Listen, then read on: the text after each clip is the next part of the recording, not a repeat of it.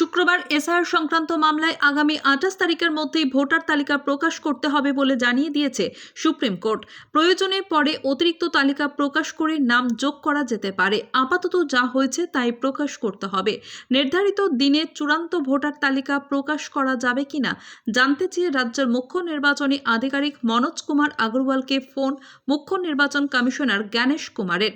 শুক্রবার সিইও দপ্তর সূত্রে খবর, জ্ঞানেশকে মনোজ জানিয়েছেন আগামী 28 ফেব্রুয়ারি চূড়ান্ত তালিকা প্রকাশ হবে, তবে তারপরেও অমীমাংসিত ভোটারদের জন্য অতিরিক্ত তালিকা প্রকাশ করা হবে। উল্লেখ্য, সুপ্রিম কোর্টের নির্দেশ মেনে ভোটার তালিকার বিশেষ নিবিড় সংশোধন কর্মসূচির সময়সূচি নতুন করে নির্ধারণ করেছে কমিশন।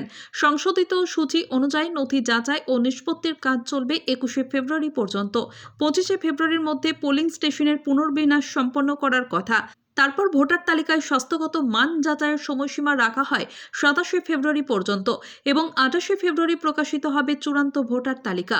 শুক্রবার শীর্ষ আদালতে কমিশন জানায়, এসআর-এর কাজে সাহায্যের জন্য আরও গ্রুপ বি কর্মী চেয়ে রাজ্যকে চিঠি দিয়েছিল তারা, কিন্তু জবাবে সরকার পক্ষ জানিয়েছিল কমিশনের আবেদন বিবেচনাধীন।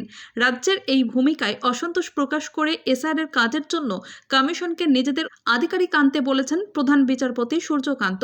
তিনি এও বলেন, পশ্চিমবঙ্গে এসআর শেষ করতে হয় বিচার বিভাগীয় আধিকারিক বা প্রাক্তন বিচারপতিদের আনতে হবে, অথবা অন্য রাজ্য থেকে আইএএস অফিসারদের নিয়োগ করতে হবে। এসআর-এর কাজ চলাকালীন আইন শৃঙ্খলা পরিস্থিতি ঠিক রাখার জন্য রাজ্য পুলিশের ডিজিকে নির্দেশ দিয়েছে সুপ্রিম কোর্ট। তারপরেই জানানো হয়, নির্দিষ্ট প্রক্রিয়ার মাধ্যমে যে সমস্ত নাম পাওয়া যাবে তাদেরই ভোটার তালিকা প্রকাশ করবে কমিশন। প্রয়োজনে পরে অতিরিক্ত তালিকা প্রকাশ করে নাম যোগ করা যেতে পারে।